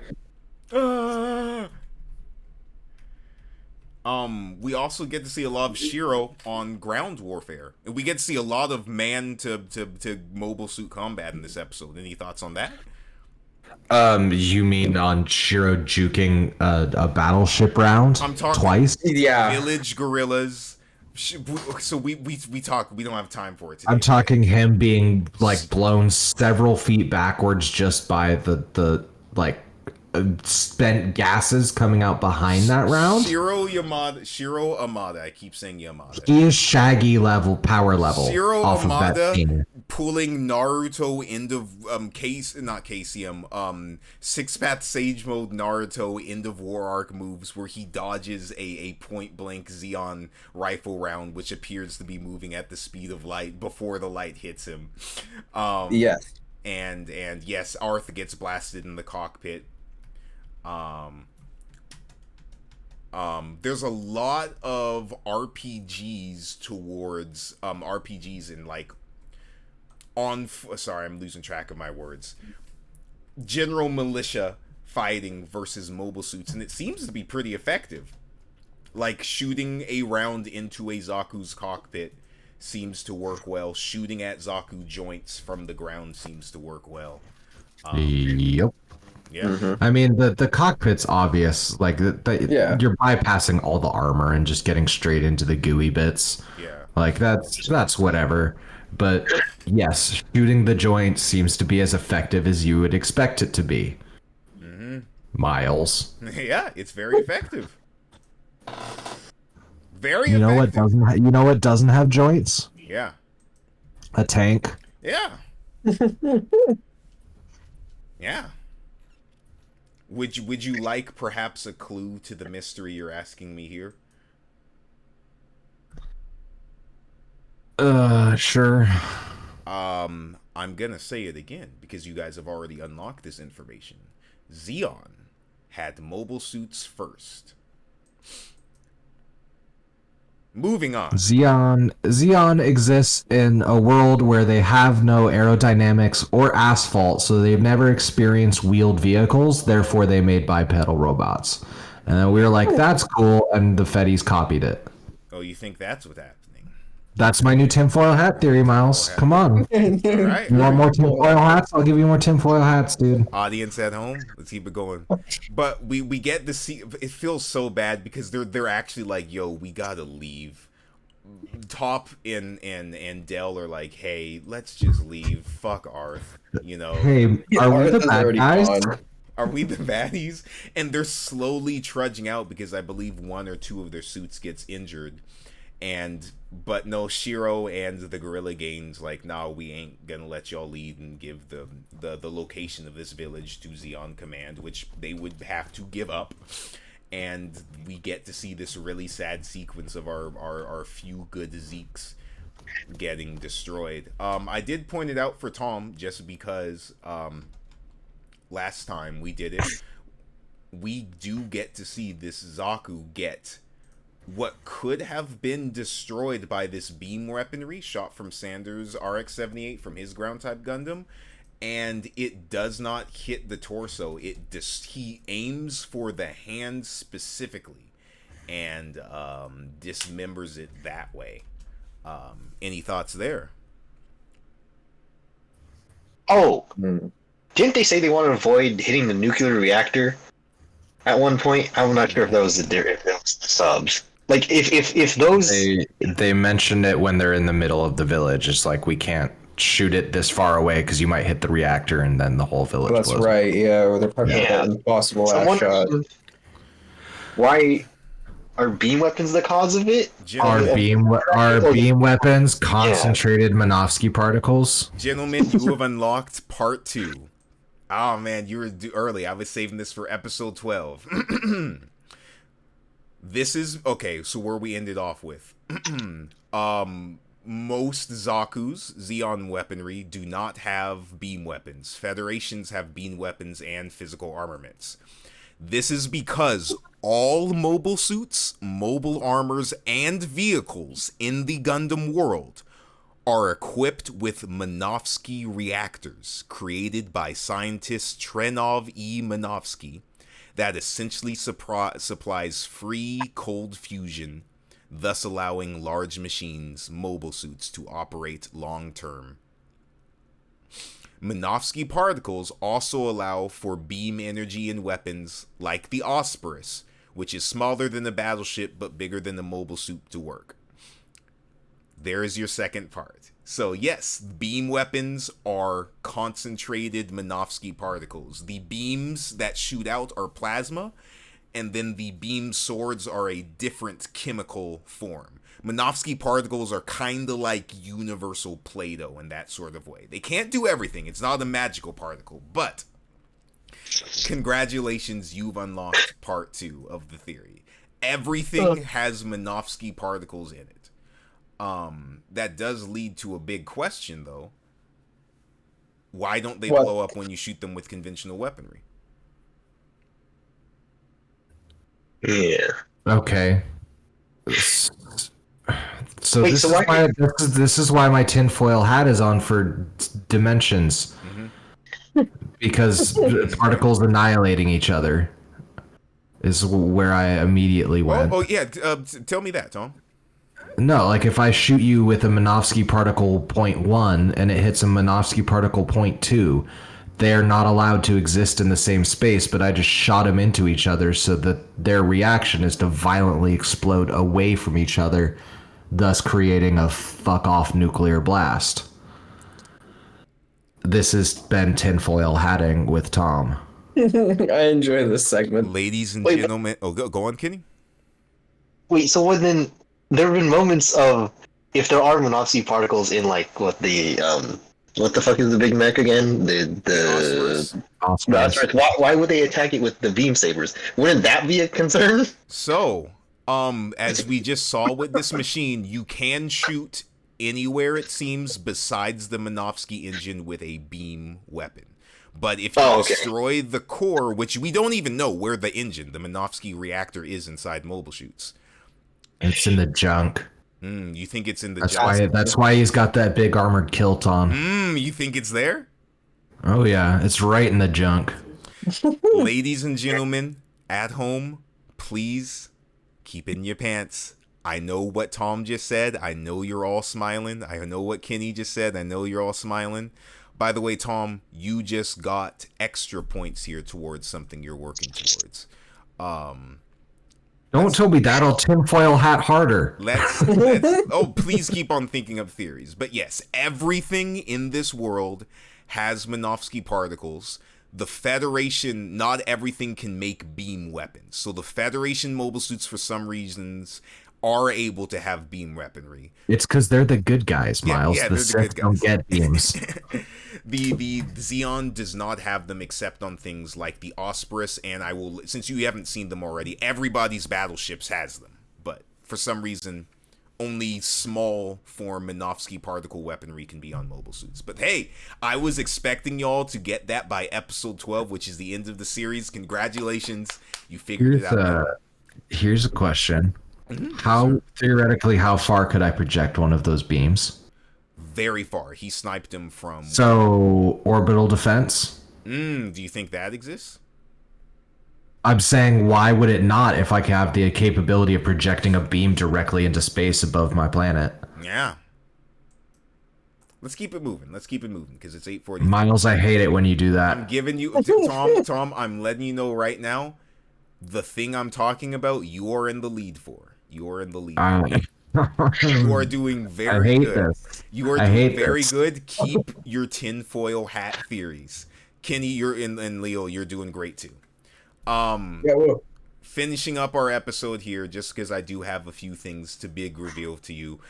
We do get a really tragic moment with the anti-personnel weaponry, which pops out in one of the, I'd say, craziest moments in Gundam, where Shiro's like, yo, sorry, the girl Top is inside the mobile suit and the guys are coming in and she is terrified, and we get this really like Kasuga like detailed shot of her face as she's like, no, I'm about to be pitchforked and hoed to death here. She fires anti-personnel weaponry in the air, and Shiro tries shooting them, but one disperses and just shreds. It almost looked like Shiro shot it and then it activates. Like, good going there, jackass. Yeah. I'll let you know that was the one. The other ones fly away. I'm gonna infer that they got pushed away. But yeah, it just annihilates everyone there. And after he jumps, I love that the effect is just straight lines down. yeah. Yep.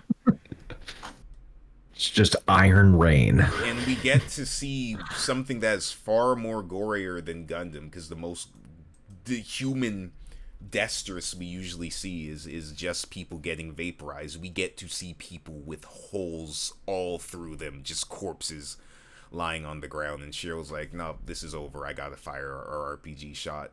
And she's like, I'm finished this. And he's like, please stop fighting. And then he fires the rocket into the Zaku, and we get our little flashback to Commander Kojima being like, can you still fire at the enemy? In our little full circle plot moment, and he fires and kills her as the episode ends, and we get to see our blood trail coming out the whole of the Zaku commander type, Zaku 1 commander type. That's it. Any thoughts on this batch of episodes or anything we saw here? I know we were rushing a little bit. Yay, more Gundam fighting. There we go. That's what we like. That's what we're here for. No machine on machine this episode. All personnel versus. I'm okay with that. Gotcha. I would rather see more different ways and means of attacking Gundam. Mobile suits, whatever. Gotcha. I mean, big robot fight big robot is fun, but the way that it's generally been framed is that it's basically just infantry battle on a larger scale. I think you should think about that, Tom. I have thought about that, and that's why I think fighting in mechs is stupid, Miles. I think you should think about that along with the revelations we had here today, revolving everything has Minovsky particles in it. Okay, cool. I have unlimited energy. Why am I not in an aircraft blasting you with direct energy weapons from beyond the curvature of the Earth? Yeah. Why am I not fighting smart? Yeah. I have unlimited energy potential. I can do so many things. Why aren't we using that more? All right. Because plot. You'll see. Hey, I gotta speed up because it's already 8:43 and we've got a few things to cover. Any final thoughts on this final batch of episodes here? Nope. Cool. Pretty I'm gonna make a channel here that you guys can see called The Mystery. I'm going to put, every time you guys unlock a piece of this mystery, I'm gonna leave it there and pin it for you. If you can see right there. Can you all see the channel? Yep. Yeah. Cool. That's the information you have known now. You know now. All right. Cool. So, some revelations, just some shopkeeping. Would you guys turn your attention to my screen here as I have some things for you? So, the audience at home has probably been yelling at us the entire time about the way we pronounce this thing here. Let's get into one of the weirdest things about Gundam. What is this machine called?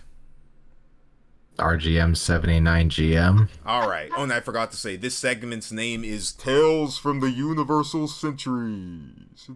Century. How would you say this, Tom? RGM 79GM. Hey, Leo, how would you say this? I would pronounce it Ergum. What about you, Kenny? Sorry to cut you off. Just same way RGM 79 GM. Sweet. To me, that is what these are called, and to a lot of people, that is what they are called. These are called too. But within the Gundam community, there is some debate over what is actually the name of this machine. Future Miles, cut this out. What time are we at? We're gonna watch a short video. It's like 2 minutes. Can y'all hear my screen at all? Is it broadcasting sound? Yep. Oh, cool. Yeah.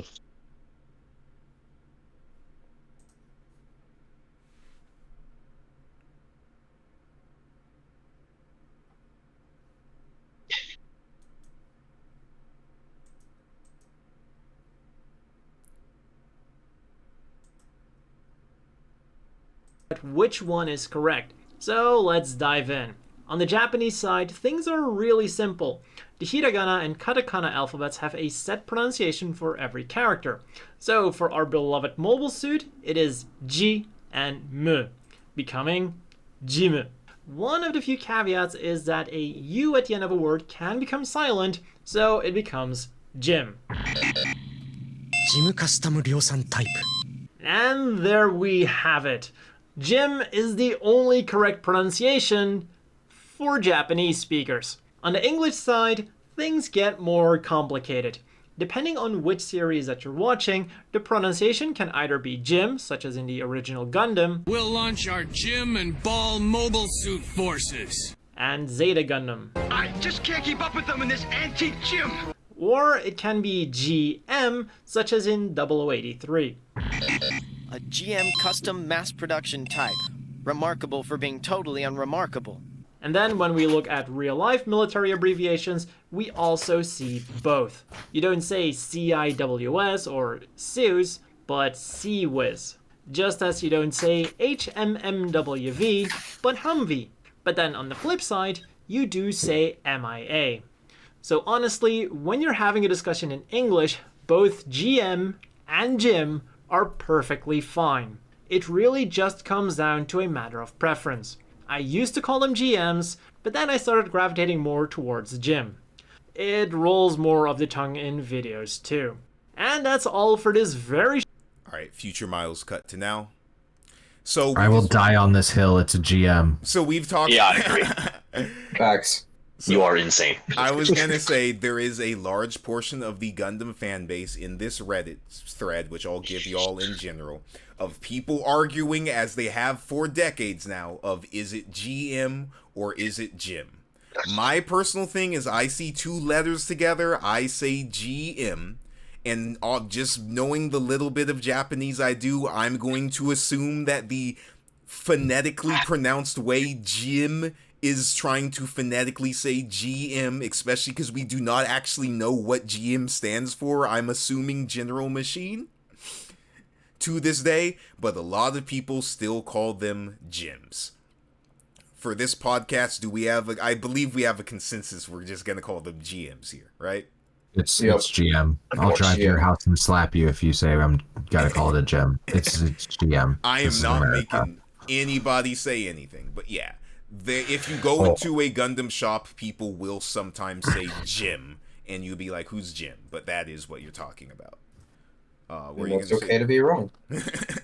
All right, our Gundam, our freshly made non-Gundam virgins are telling the world what to believe. It's good. I'm kidding. Tom, what were you going to say? I said, you just gotta give me a different reason to drive to your house and slap you then. All right. Real quick, and I may save this just for next time. We'll go into it now. We have our machines. So, Tom was talking about his very stupid looking square shaped ships that he hates so much. I know you see things on the side. Ignore what the hell the fan is there. For the viewers at home, we are on the Gundam Wiki, and we are looking at the Federation transport ship, which is called the Medea, the M-E-D-A, the M-E-D-E-A. No Tyler Perry or House of Pain. The Medea is the general transport ship for mobile suits in the Universal Century, typically yellow, but we do see this desert variant, and they come in many different camouflages throughout Gundam. This is a machine that was designed in the 70s, but it is during the 1 Year War, which is the 0079 era of Gundam that we are in now. It is the traditional mobile suit the mobile armor transport ship that Earth Federation uses for their things. If we go to Gundam, I'm not going to pull it up now. If any of you guys are familiar with Gundam, Mobile Suit Gundam Battle Operation 2, it's a gacha game a little bit. When you get your Gundam drops, they are dropped by this thing. And it has a big square carrier chamber because it is meant to carry a whole bunch of mobile suits. It was eventually overshadowed later on by something called the Garuda class plane, which we'll get to later. Tom, I know this looks much more... I don't hate that. Yeah, yep, this is much more appealing to you. I think, by the way, viewers at home, Tom is going to like Zeta Gundam a whole lot more than he likes his earlier stuff. That's my prediction. Moving on, we've got our Dodai class. Oh, God. I can't look at it. Okay, so this is the Zeon transport ship. It was made by the Principality of Zeon. I do not know which version of the Dodai we are seeing in the 8th MS team. The page I have up right now is the Dodai, Dodaiys, which is the one you see in Mobile Suit Gundam. There's also the Dodai 2, which is the one, I believe this is what you see in the 8th MS team. That is this machine. Oh, it's so ugly.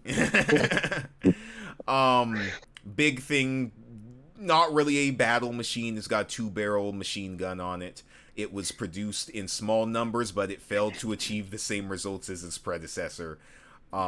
Its known operational test records include flight tests of the prototype machine, the Asperus 1. So yeah, there's your stupid, or your Tom, your stupid boxy ships look like that because they need to be able to carry things in their stupid boxy chests. That's not... No. Alright, final thing No. Since we got 4 minutes, I'm sorry I tried not going too long. Guys, I have a revelation for you. Early on when we were watching episode 7, that's our ice episode, I said, did things feel a little weird? Did it? No, not really. That's the question. I said, did it feel like there's kind of a tone shift between the desert episode, Battle on the Burning Line Sand, and Reunion? Oh, very much so. Yeah, Tom, did you feel like something was different? Yeah, is it a different writer? So, Gundam, the 8th MS team, Kenny, can you see my screen? When did the show start airing? 1996. January 25th, 1996. When did it finish? What? Well, 3 years later. July 25th. 1999. That's... Oh, yeah? That's almost a full year between those episodes. That, for context at home, that is the equivalent of a show starting to air in 2006 when Hannah Montana and, like, what was it? The Jersey Shore was airing. When Hannah Montana was airing on Disney Channel and Jersey Shore was airing on MTV. When Celebrity Deathmatch changed from MTV to MTV2 and not finishing until James Cameron's Avatar came out in 2009. So that's...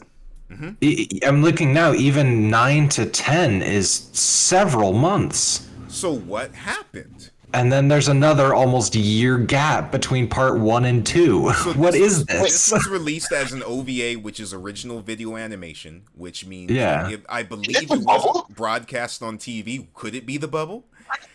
Could this have been, I believe this was broadcast on TV, but a lot of these were released on VHS tape. If you guys know, what's it called? Gunbuster Hideaki Anno and Gainax's production, before they did Evangelion, was released in single episodes released as VHS tapes that people could just buy rather than being aired on TV. I believe this was broadcast to some extent. Well, let's scroll up to the top. Let's scroll over here. Who's the production company? Sunrise. Who is the script writer? This is just normal. Akira Okawa and Hiroaki Kitajima. Who is the director? Takayuki Kanda. And? It's kind of small. Suke Ida. Do things usually have more than one director, unless you're the Coen brothers or the Wachowskis? Dude, what spaghetti production was this, man? So it actually wasn't. The 8th MS team was not a mess. It was produced in 1996, and this was kind of in the middle of like a Gundam golden age, where we had Gundam Wing and after war Gundam X, and a bunch of Gundam products were going at the same time, but they didn't have a Universal Century mainline Gundam project, right? And so Sunrise brought on director, longtime Sunrise director Takayuki Kanada to bring it on. And Takayuki Kanada had a long history going back to 1978. He did Adventures of the Little Prince and a bunch of other things, but you notice the last thing here is Gundam the 8th MS team in 1996. This is because Takayuki Kanada dies in a car accident halfway through Gundam the 8th MS team. That's rough. And the show, since it was Sunrise was making a whole lot of money at the time. The show was doing well, but it wasn't their like big money maker, so they put a pause on things. Yeah. Takayuki Kanada, rest in peace, very talented man. When he died halfway through directing, they brought on another guy named Umanosuke Ida. And he does episodes 7, 8, 9, 10, 11, and 12 of this show. So that's why it didn't finish till 1999, about when I'm born. The other thing is, yeah, there is a big tone difference literally at the halfway mark between the Sand episode and with them and everything in Shiro and Aina in Ice. I believe it's the same script writers the whole time, but there was a director shakeup. We're about to finish off today. Do you want to hear the craziest thing in the world? Sure. No, bye. No, we're about to finish. Umanosuke Ida, very good guy. He did Nadia, Secret of Nausicaa, The Valley of the Wind, Miyazaki movie. He worked on. He did Bebop storyboards. Yeah, he did a bunch of things. He worked on Helsing, Vandreed. Why does it say last work Toa no Kwan 2011? Because Umanosuke Ida died halfway through the production of Toa no Kwan, which was an anime movie series in 2011. I believe his was cancer, if I'm correct. His I lung could cancer. be wrong. Yeah. And he died. And that production was taken over by this guy, Takeshi Mori, who is still alive. But there is a persisting curse. And we need to, I'm not trying to like be mean to anyone or be disrespectful. We need to protect this man Takeshi Mori with his life going into about 2032, 2034, because he is on train, if the curse is correct, to die around that time, halfway through a project as well. It's not me trying to be mean, every time you make a joke, but that is if the curse is true. Hopefully it is not. I hope this man lives a good long life, but that is the crazy, insane production story behind the 8th MS team and its directors dying halfway through the production. Some people feel like the 8th MS team lost this way after his death. Some people don't.